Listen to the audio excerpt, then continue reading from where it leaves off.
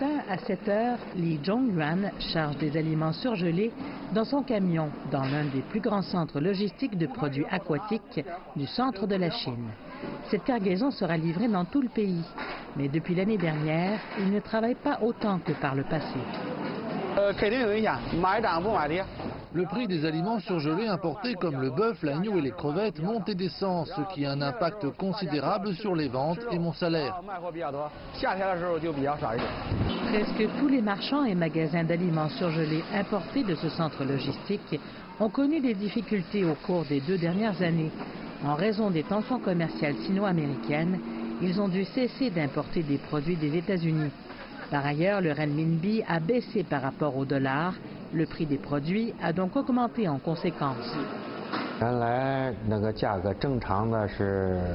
En 2017, le prix du bœuf importé était d'environ 33 000 yuan la tonne. Maintenant, il atteint 46 000 par tonne. C'est difficile pour nous de faire des affaires.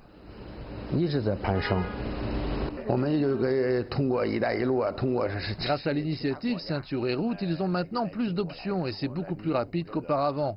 Et nos aliments surgelés peuvent également être expédiés ailleurs. Ça s'améliore.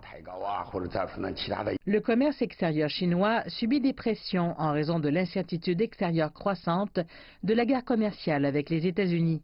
Mais selon l'administration générale des douanes, le commerce extérieur de la Chine a enregistré une croissance régulière au cours des 11 premiers mois de 2019, en augmentant de 2,4% sur un an.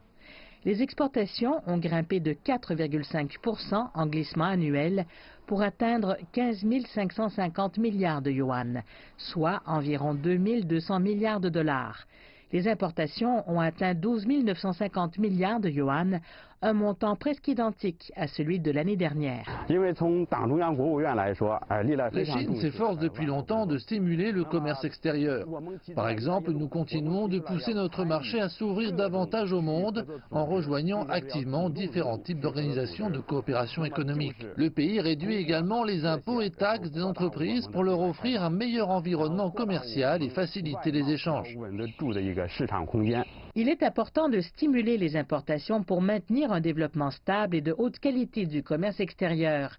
Le ministère chinois du Commerce a fait savoir qu'il continuerait de baisser les droits de douane et les coûts institutionnels pour libérer le potentiel d'importation. Le ministère précise aussi que l'organisation de l'Expo internationale d'importation de Chine sera normalisée. Les travaux de préparation de la 3e édition de cette exposition prévue en 2020 sont déjà en cours. L'économie chinoise fait face à des risques graves et externes et à des pressions vers l'intérieur. Elle utilise cependant l'innovation pour rechercher davantage d'opportunités commerciales à l'étranger.